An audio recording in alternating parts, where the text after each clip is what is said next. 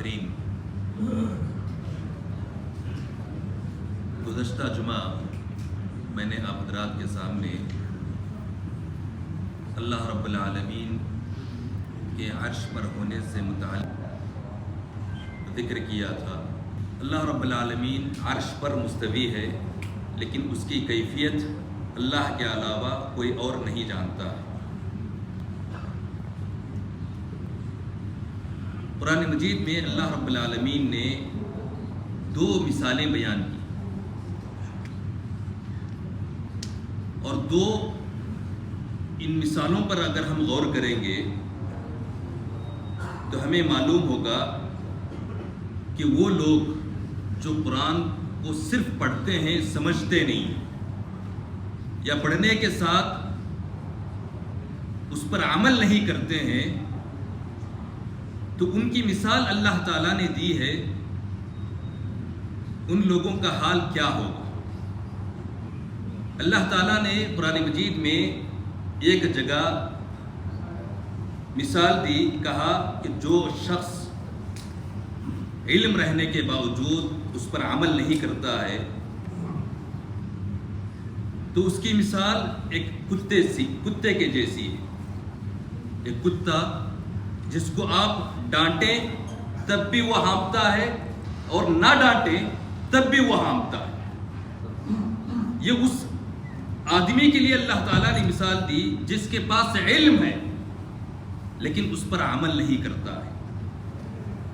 قرآن اللہ رب العالمین نے ہم پر نازل کیا ہے، ہم قرآن مجید کو صرف نمازوں کے لیے محدود کر دیا ہے، تلاوت کے لیے محدود کر دیا ہے، لیکن اس میں جو چیزیں اللہ رب العالمین نے بتائی ہیں ان پر ہم نے غور کرنا بند کر دیا ہے، ہم نے کبھی اس پر غور ہی نہیں کیا ہے، اور قرآن مجید کو پڑھ کر اس پر عمل سے بہت کوسوں دور ہیں۔ ایک دوسری مثال جو اللہ رب العالمین نے دی قرآن مجید میں، مثل الذین حملوا التوراۃ ثم لم يحملوها كمثل الحمار يحمل اسفارا۔ اللہ رب العالمین نے یہودیوں کو تورات عطا کیا تھا تاکہ اس کو پڑھ کر اس پر عمل کر سکے۔ انہوں نے تورات کو اپنا لیا لیکن اس کے مطابق اپنی زندگی انہوں نے نہیں گزاری، اس پر عمل نہیں کیا، تو اللہ رب العالمین نے ان کی مثال ایک گدھے کی سی دی۔ ایک گدھا جس کے پیٹھ پر آپ ڈھیر ساری کتابیں لاد دیں،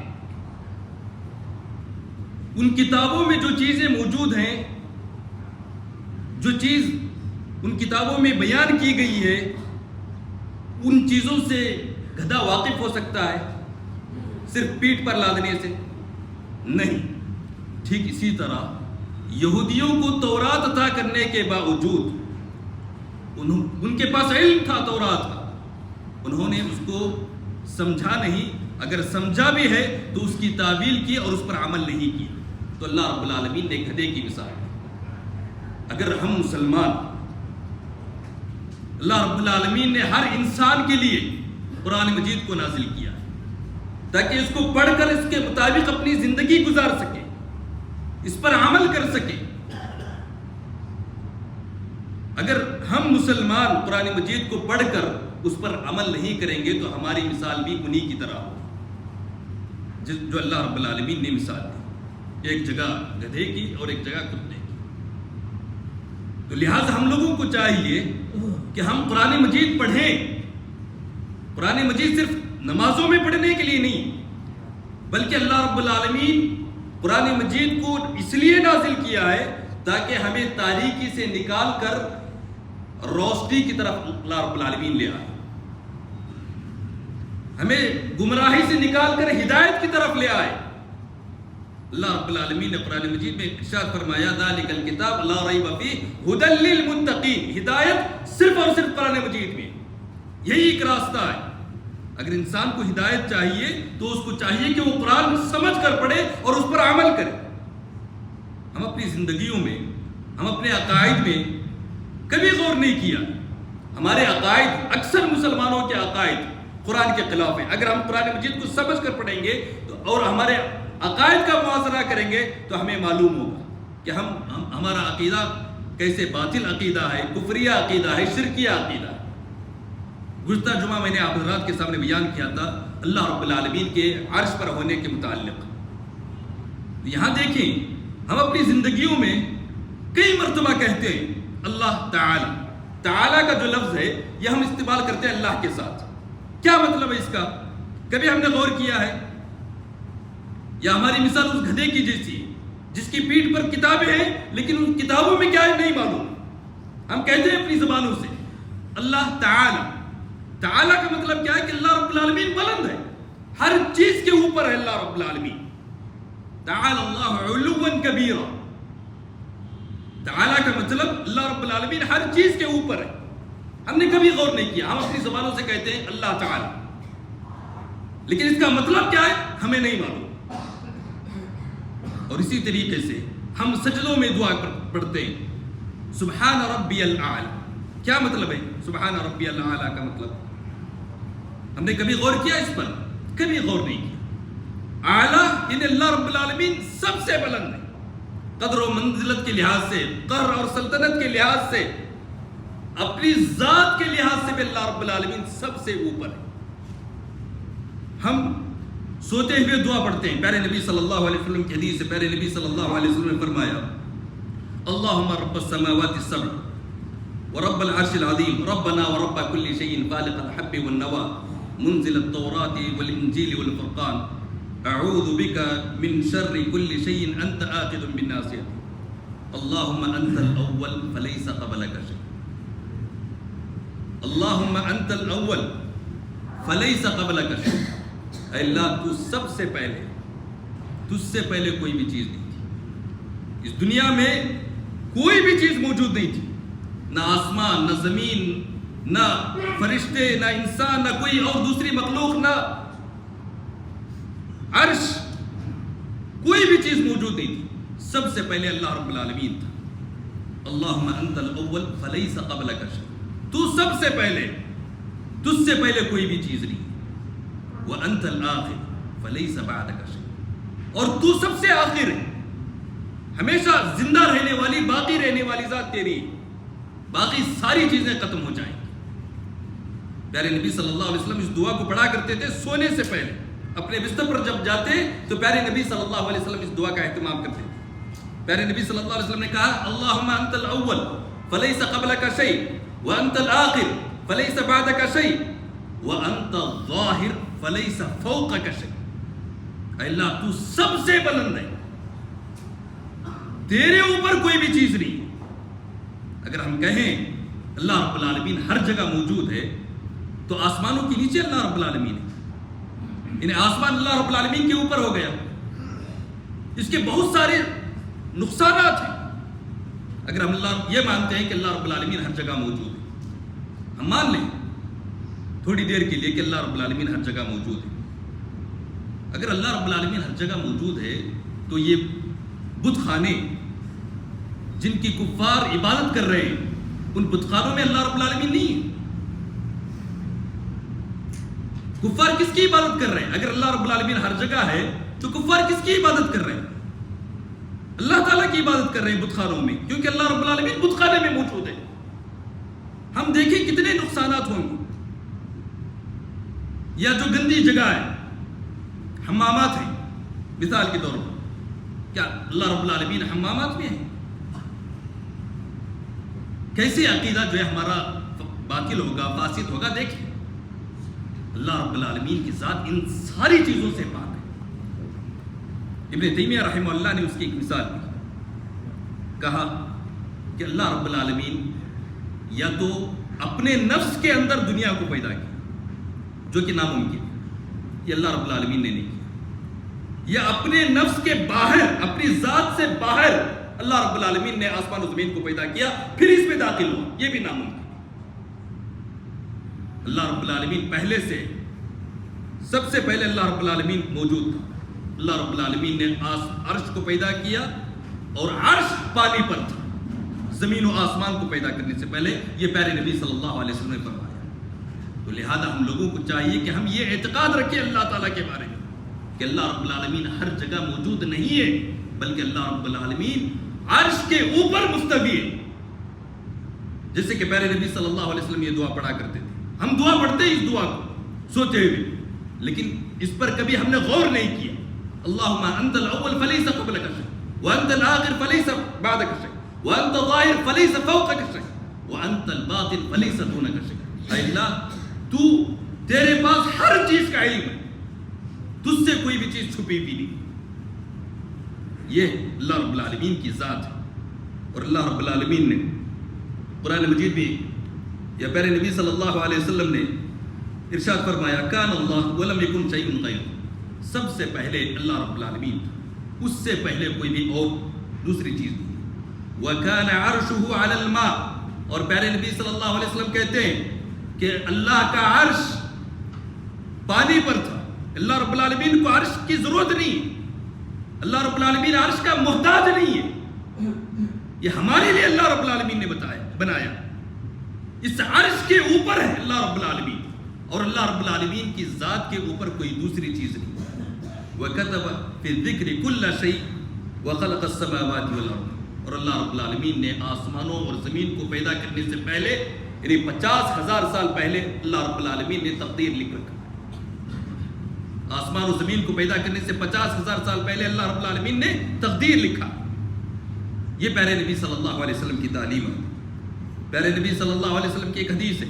پیارے نبی صلی اللہ علیہ وسلم نے ارشاد فرمایا الراحمون یرحمہم الرحمن. یعنی اللہ رب العالمین رحمان ان لوگوں پر رحم کرتا ہے جو عام لوگوں پر رحم کرتے ہیں, جو انسانوں پر رحم کرتے ہیں یا دوسری چیزوں پر رحم کرتے ہیں. پیارے نبی صلی اللہ علیہ وسلم نے فرمایا ارحموا من فی الارض یرحمکم من فی السماء. زمین والوں پر تم رحم کرو, زمین والوں کو تم معاف کرو, آسمانوں کے اوپر جو ذات ہے وہ تم پر رحم کرے گا, تمہیں معاف کرے گا. کیا مطلب ہے اس کا کہ اللہ رب العالمین ہر جگہ موجود ہے؟ نہیں, اللہ رب العالمین آسمانوں کے اوپر ہے. اللہ رب العالمین سورہ ملک ہر مسلمان رات میں سونے سے پہلے پڑھتا ہے, لیکن کبھی غور نہیں کیا. اللہ رب العالمین نے کہا اَأَمِنْتُم مَّن فِي السَّمَاءِ أَن يَخْسِفَ بِكُمُ الْأَرْضَ فَإِذَا هِيَ تَمُورُ. کیا تم اس ذات سے بے خوف ہو گئے ہو جو آسمانوں کے اوپر ہے کہ تمہیں زمین میں دھنسا دے؟ کون سی ذات ہے آسمانوں کے اوپر؟ اللہ رب العالمین کی ذات. کبھی اس پر ہم نے غور نہیں کیا. اس کے بعد اللہ رب العالمین نے فرمایا آمنتم من فی السماء ان یرسل علیکم حاصبا.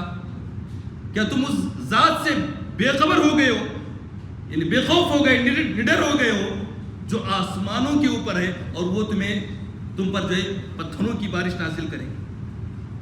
یعنی اللہ رب العالمین آسمانوں کے اوپر ہے. ہم نے کبھی ان آیتوں پر غور ہی نہیں کیا. اگر ہم غور کرتے تو ہمیں معلوم ہوتا کہ اللہ رب العالمین ہر جگہ نہیں بلکہ آسمانوں کے اوپر ہے. اور اسی طریقے سے پیارے نبی صلی اللہ علیہ وسلم کی حدیث ہے. ابو ہریرہ کہتے ہیں پیارے نبی صلی اللہ علیہ وسلم نے فرمایا کہ جنت میں جو ہے اللہ رب العالمین نے بہت سارے درجات بنایا ہے. پیارے نبی صلی اللہ علیہ وسلم نے کہا فَإِذَا سَأَلْتُمُ اللَّهَ فَاسْأَلُوا الْفِرْدَوْسَ. جب تم جنت کا مطالبہ کرو اللہ رب العالمین سے, جنت مانگو تو اللہ رب العالمین سے جنت الفردوس کا مطالبہ کرو, جنت الفردوس کا مطالبہ کرو. کیوں؟ پیارے نبی صلی اللہ علیہ وسلم نے اس کا سبب بتایا فَإِنَّهُ أَوْسَطُ الْجَنَّةِ وَأَعْلَى الْجَنَّةِ وَرَاهُ فَوْقَ عَرْشِ الرَّحْمَنِ.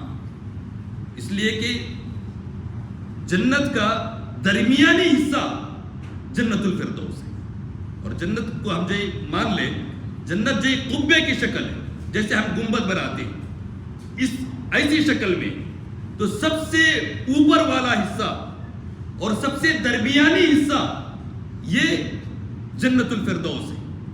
اس جنت کے اوپر, اس جنت الفردوس کے اوپر اللہ تعالیٰ کا عرش ہے جس کے اوپر اللہ رب العالمین. یہ پیارے نبی صلی اللہ علیہ وسلم نے بتایا ہے. اگر اللہ رب العالمین ہر جگہ ہوتا تو ہمیں کہہ دینا چاہیے تھا کہ اللہ رب العالمین ہر جگہ موجود ہے. ایک آیت میں اللہ کے رسول صلی اللہ علیہ وسلم نے فرمایا, اللہ رب العالمین نے فرمایا الم تر ان اللہ یعلم ما فی السماوات وما فی الارض ما یکون من نجوى ثلاثة الا هو رابعهم ولا خمسة الا هو سادسهم ولا ادنى من ذلك ولا اكثر الا هو معهم اينما كانوا ثم ينبئهم بما عملوا يوم القيامة ان اللہ بكل شيء علیم. اللہ رب العالمین نے فرمایا، اللہ رب العالمین ہر ایک کے ساتھ ہے. کہا ہوا معهم اينما كان، انسان جہاں بھی ہو اللہ رب العالمین اس کے ساتھ ہوتا ہے، اللہ تعالیٰ اس کے ساتھ ہوتا ہے.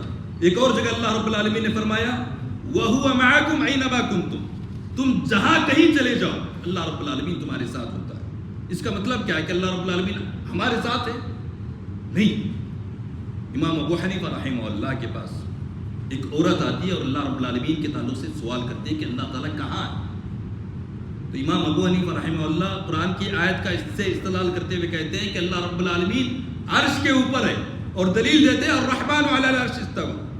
ایک دوسرا آدمی اسی وقت امام ابو حنیفہ رحمہ اللہ سے سوال کرتا ہے، اللہ تعالیٰ نے کہا قرآن مجید میں کہ وَهُوَ مَعَكُمْ أَيْنَمَا كُنْتُمْ، تم جہاں کہیں ہو تو وہ تمہارے ساتھ ہے.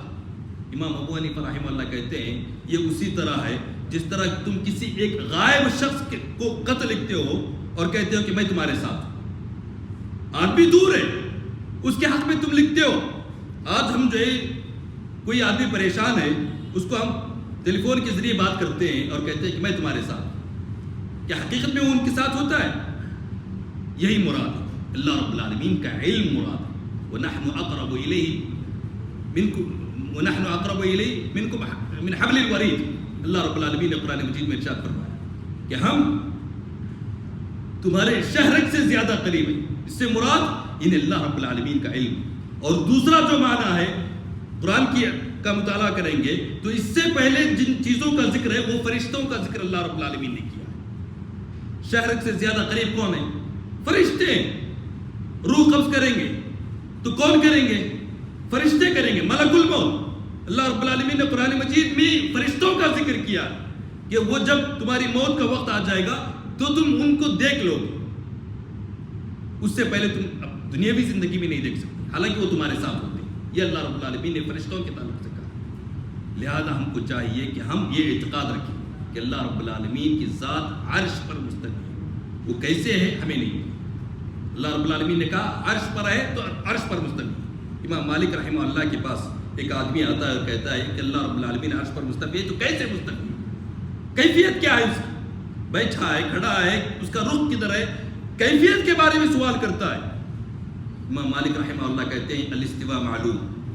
اللہ رب العالمین عرش پر ہے، عرش کے اوپر ہے، یہ اللہ تعالیٰ نے بتایا، یہ معلوم ہے. والکیف مجہول، کیفیت کے بارے میں اللہ رب العالمین نے نہیں بتایا، یہ مجہول ہے، کسی کو معلوم نہیں اللہ رب العالمین کے علاوہ.